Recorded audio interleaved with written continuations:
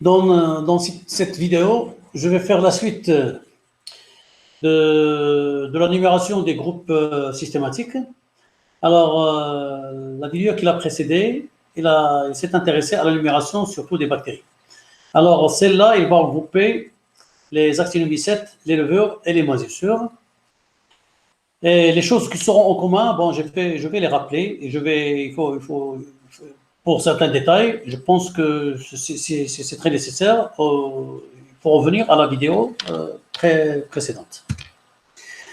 Alors, pour la préparation du milieu de culture des actinomycètes, nous avons besoin de 10 g de glycérol, 1 g de sodium asparaginate, 1 g de potassium hydrogénophosphate, 15 g de gélose, 20 ml d'extrait de sol, 1 ml de solution de l'égo-élément et 1000 ml d'eau de source. Ou d'eau de puits, c'est l'eau de puits que nous utilisons.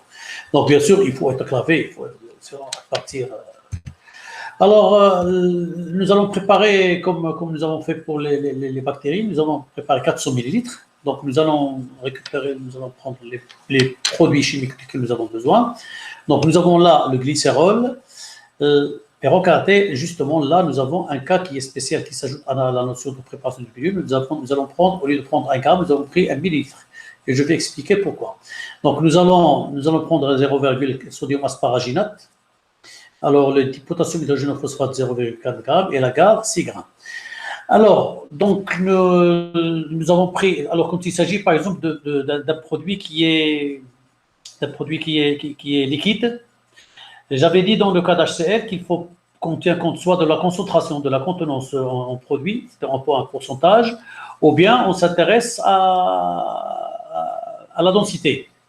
Alors, dans le cas du glycérol, c'est un produit qui est visqueux, difficilement pesable, c'est difficile de le peser, c'est-à-dire il est visqueux, à chaque fois que nous essayons de faire, ça risque de prendre beaucoup de temps. Donc, qu'est-ce qu'on fait? On essaie de le prendre en volume. Alors, ça veut dire que nous avons une densité, la densité qui est égale à la masse sur le volume. Donc, nous déterminons le volume qu'il faut prendre. La densité, il est indiqué ici dans le flacon. C'est 1,49. Donc, il suffit de prendre cette densité, la masse sur le volume. Donc le volume à prendre, c'est la densité sur... C'est le calcul qu'il faut faire. Et soi-disant, le calcul, il va nous donner 2,68 millilitres, qui est le volume nécessaire pour préparer la solution que nous voulons, le milieu que nous voulons. Donc, alors, on va faire le poids des produits qui sont pesables. D'accord? Le glycérol, comme nous avons dit, il faut l'ajouter en volume.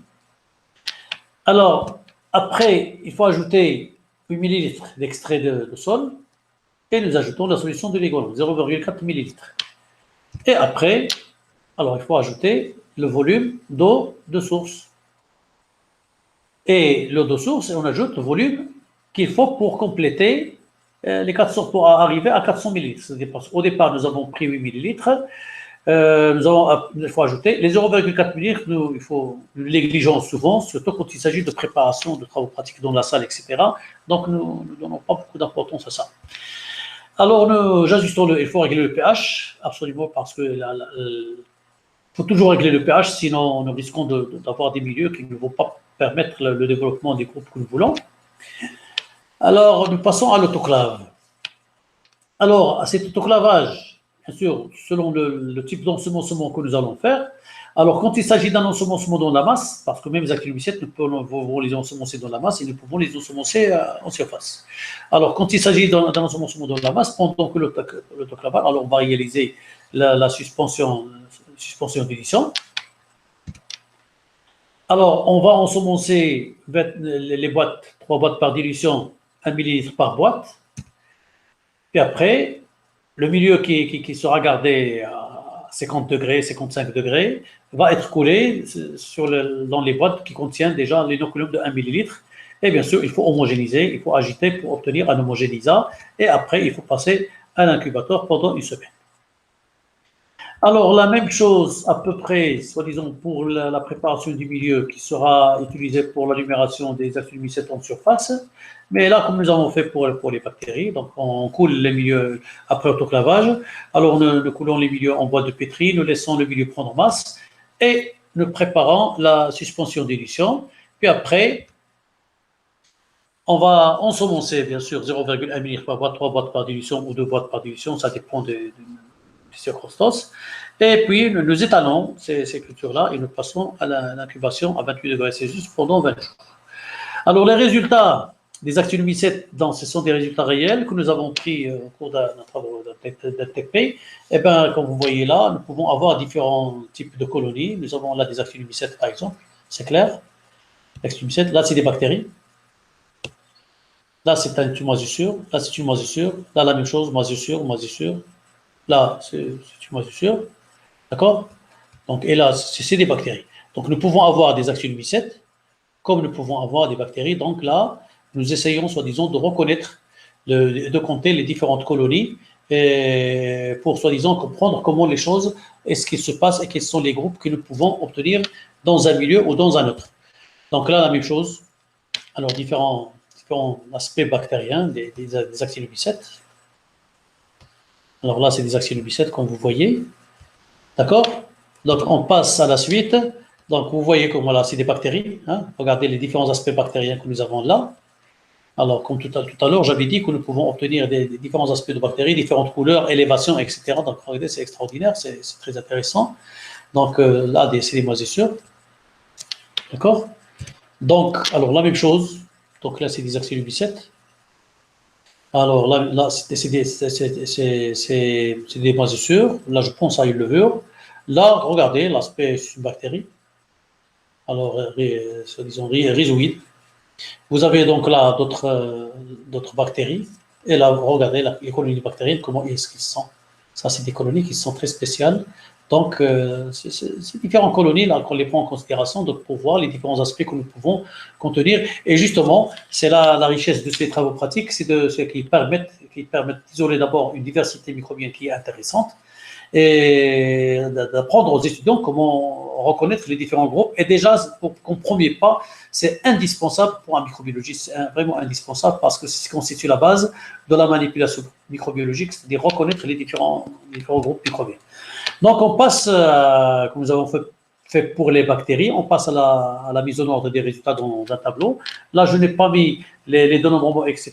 Là, les mêmes protocoles utilisés dans la diapo pour les bactéries totales sont utilisés dans cette diapo-là. Alors, on passe à la numération des moisissures. Donc, nous avons besoin de 15 grammes d'extrait de malt. Alors, 20 millilitres d'extrait de sol, 15 grammes de gélose et 1000 millilitres d'eau de source. Mais là, il y a une chose à laquelle il faut faire attention, c'est qu'après autoclavage, il faut ajouter un antibiotique pour empêcher le développement des bactéries. Ça, c'est très intéressant. Alors, on ajoute soit la sulfate du streptomycine, soit le chloramphénicol. Alors, dans notre cas, nous allons préparer le sulfate du streptomycine. J'ai d'ailleurs indiqué là comment le préparer. Mais vous allez voir, donc, cette préparation, cette addition, elle se fait selon des techniques spéciales, soit par filtration, soit on a l'addition de cet antibiotique en milieu en surfusion. Alors, passons donc aux étapes nécessaires pour la préparation du viticulture. Donc, nous allons prendre, soi-disant, nos solutés. Alors, le malt extract, l'agar. Alors, nous allons les peser, nous allons les mettre dans un flacon. Nous allons prendre les 8 ml d'extrait de sol. Nous allons prendre le reste du milieu nécessaire, soi-disant, pour d'eau de source. Mais remarquez là, je n'ai pris que 376 millilitres. Alors, plus 8, ça ne va pas me donner les 400 millilitres. Alors, le volume que je vais prendre pour compléter les 400 millilitres, il va être pris sur l'antibiotique. L'antibiotique, le volume que nous allons prendre, il va compléter à 400 millilitres. Donc, donc nous allons passer à l'autoclave. Alors, nous avons la solution du streptomycine qui est préalablement préparée dans une eau stérile. Alors, donc, soi-disant, après l'autoclavage, donc, il faut ajouter la sulfate du streptomycine au milieu. Et cette addition, on l'a fait en surfusion. Quand le milieu est à une température entre 50 et 60 degrés, soi-disant 50 degrés Celsius, alors nous ajoutons la sulfate de streptomycine. Et après, homogénéisation, on passe aux couleurs. Alors, cette addition peut se faire avec, bien sûr, un filtre millipore, 0,22 micromètres, mais les deux manipulations peuvent marcher, ils donnent de bons résultats. Donc sans utiliser le filtre, nous pouvons obtenir des résultats qui ne se contaminent pas après un bon moment. Donc, Donc, après le coulage du milieu, si vous voulez, dans la mesure où nous voulons faire un ensemencement en surface, et là, pour les moisissures, on fait surtout un ensemencement en surface. Donc, on prépare alors la suspension d'élution et nous passons à l'ensemencement 0,1 ml par dilution. Les dilutions qu'on choisit, souvent, c'est des 10-3 à 10-7. Et puis après, on fait l'étalement et on passe à l'incubation pendant une semaine. Alors, les résultats obtenus sont, comme vous voyez dans les boîtes de pétri. Alors, nous avons des exemples, mais nous n'allons pas obtenir seulement des moisissures. Les moisissures, bien que nous avons utilisé l'antibiotique. L'antibiotique, parce qu'il y a, ça veut dire qu'il y a des bactéries qui peuvent résister à l'antibiotique, à la surface du streptomycine. Et donc là, vous voyez, là, c'est des colonies qui ne sont pas des levures, ce sont des bactéries, mais le reste, c'est des moisissures. Bon, regardez là, même, nous avons, si vous voulez, un aspect d'interaction à distance qui est en train de se manifester. Et justement, ce sont des choses auxquelles nous faisons attention et qui peuvent constituer des projets de recherche, bien sûr, de recherche dans lesquels on va étudier cet antagonisme. Alors, quand il est valable, eh bien, quand il est valable, c'est-à-dire quand il s'agit par exemple de la souche antagonisée, quand elle est visible, eh bien là, l'antagoniste peut avoir une importance. Et soi-disant, ce sont ces travaux-là qui nous permettent, si vous voulez, de sélectionner les antagonistes et de sélectionner les micro-organismes qui libèrent les antibiotiques, qui libèrent les fongicides, et qui sont utilisés soit dans le domaine médical, soit dans le domaine agricole, soit dans les autres domaines. Hein.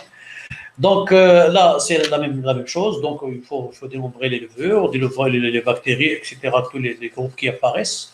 Donc là, nous avons ces d'autres boîtes. Toujours, c'est des résultats que nous avons obtenus au cours de notre pratique. Donc, différents aspects de colonie. La même chose, c'est des résultats que nous avons obtenus au cours de nos travaux pratiques. Alors là, encore la même chose, mais là, j'ai présenté des photos dans lesquelles nous avons déjà fait des sélections de micro-organismes antagonistes et de micro-organismes parasites, si vous voulez, ou de micro-organismes nuisibles. Donc, ce sont des photos qui montrent, par exemple, comment est-ce qu'on peut assister à des actions à distance dans lesquelles il y a la libération par ce microbe-là, par exemple, d'une substance fongicide. Au fongicide synthétique, la même chose qui est répétée ici. Alors là, ce sont des actions de contact. Là, la même chose, des actions à distance. Là, la même chose, des actions à distance. Là, la même chose, etc. Donc, c'est un domaine encore qui a son aspect d'étude, ses techniques, ses méthodes, etc. Mais à travers ce que nous faisons en TP, nous commençons déjà à faire comprendre aux étudiants que c'est un début pour d'autres travaux qui peuvent suivre. Mais, disons, il faut continuer le travail, ça ne s'arrête pas là. C'est des travaux de ce genre-là, ils peuvent se dérouler sur un certain nombre d'années, hein, qui peut dépasser les dizaines d'années. Donc ce n'est pas ça. Là, c'est le préliminaire, c'est l'amorce, si vous voulez, de ce qui va venir après. Mais ça montre l'intérêt de ce que nous faisons de façon générale.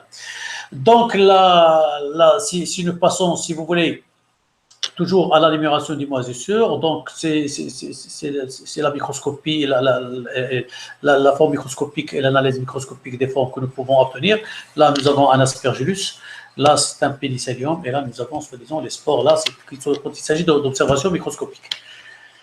Donc, alors, si nous passons à l'analyse, si vous voulez, à la mise en ordre des résultats, alors c'est la même chose que les bactéries totales, donc il faut faire le calcul et il faut revenir, soi-disant, à la diapositive des bactéries, de la numération des bactéries totales. C'est là où il y a les détails, comment faire le calcul, comment faire la numération et comment soi-disant, mettre en ordre les résultats. Là, je présente seulement l'essentiel et je passe. Concernant la numération des levures, alors on commence par la préparation des milieux de culture, mais là, il y a un cas qui est intéressant, c'est le glucose. Donc, nous avons besoin de 5 grammes de peptone, 5 grammes d'extrait de levure, 20 millilitres d'extrait de sol. Et nous avons besoin de 40 grammes de glucose, 20 grammes de gélose et la quantité suffisante pour avoir millilitres. Alors, ce qui est intéressant, c'est la grande quantité de glucose. Alors, si nous mettons cette quantité avec les ingrédients que nous avons, bon, il y aura une interaction entre certains constituants, notamment les phénols, etc., parce que c'est un sucre simple, le glucose. Et si vous voulez, il y aura une dénaturation du glucose et nous risquons d'avoir un mauvais milieu qui ne va pas nous permettre d'obtenir les bonnes levures que nous cherchons. Alors, dans ces conditions-là, on recommande d'ajouter le glucose à part. D'ajouter le glucose à part. Comment le faisons? Alors, nous manipulons de la manière suivante. Donc, comment nous préparons notre milieu? Nous mettons dans le flacon, nous ajoutons le nécessaire et nous préparons, si vous voulez, le glucose, nous le mettons à part. D'accord? Alors, dans 100 millilitres, alors regardez là, pour préparation de 400 millilitres, donc nous avons pris nos constituants. Alors, le glucose, nous le préparons, disons, dans une eau stérile, dans semi d'eau de stérile. Alors, cette eau stérile, il faut la soustraire du volume total duquel nous avons besoin pour préparer notre milieu de culture. Donc, nous prenons, si vous voulez, nos pesées, nous les mettons dans le flacon, nous prenons l'extrait de sol 8 ml, c'est pour la préparation de 400 ml, alors nous l'ajoutons au flacon, nous ajoutons les 276 ml d'eau de source et le glucose qui est préparé dans l'eau stérile, on va soi-disant, le garder après tout lavage. D'accord? Donc, après ceci, on passe. Alors, pardon, le glucose, on peut le préparer au moment où on aura besoin de l'ajouter. Au moment où on aura de l'ajouter, c'est-à-dire le préparant l'eau stérile, et au moment où nous avons besoin de l'ajouter, nous l'ajoutons à l'eau stérile qui est destinée pour ceci. Donc, alors, comment on fait? Alors, on va ajouter la sulfate de streptomycine et on va ajouter le glucose, soit à travers le filtre millipore, soit on peut l'ajouter aussi en surfusion. Alors, les deux techniques y vont. Nous les avons essayées, ça marche, il n'y a pas de problème.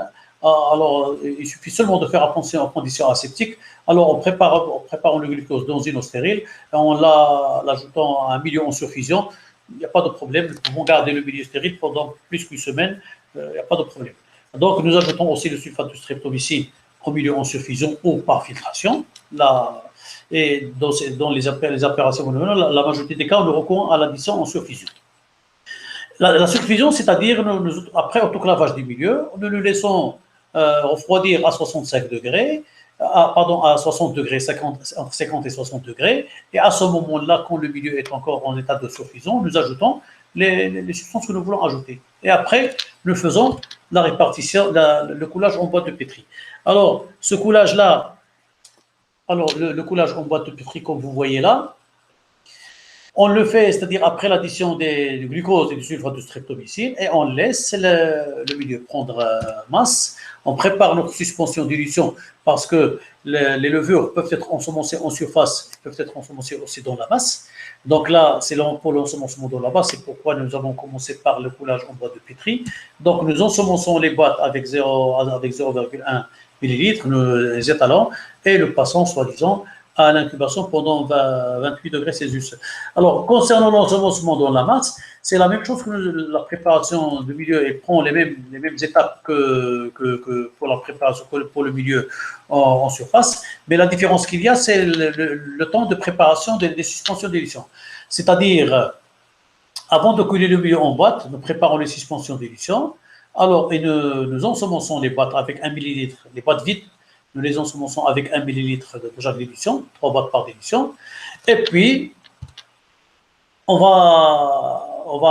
va préparer, soi-disant, notre milieu, c'est-à-dire ajouter le glucose. On va ajouter le glucose et le sulfate de streptomycine au milieu gélosé. Et on va, soi-disant, le couler sur les boîtes qui sont déjà ensemencées avec 1 ml de suspension d'élution que nous avons déjà préparé. Donc, en faisant, soi-disant, en homogénéisant, pour obtenir un homogénéisant, nous pouvons passer à l'incubation pendant une semaine. Alors, le résultat des levures, alors, comme vous voyez, nous avons un certain nombre de levures, ce sont des résultats de travaux pratiques que nous avons obtenus, mais remarquez, nous n'avons pas seulement des levures, nous pouvons avoir des bactéries et nous pouvons avoir, bien sûr, des moisissures, comme vous voyez là. Là, il s'agit d'une moisissure, là, la même chose, peut-être qu'il s'agit d'une moisissure, ou bien un actinomycète. Donc, dans le cas de Touque, on recourt à l'observation microscopique. Donc là, la même chose, donc c'est le milieu levure, comme vous voyez. Alors, nous pouvons avoir différents aspects de levure, mais nous le reconnaissons par l'odeur. Hein. Nous entrouvrons les boîtes de pétri et l'odeur de la levure, elle est sortante. Dans tous les cas, l'aspect terne, il est là. Le span lacté le terme il est là, donc ça souvent des levures. Donc nous les comptons comme des levures parce que et le milieu c'est le milieu pour levure. Là c'est des moisissures.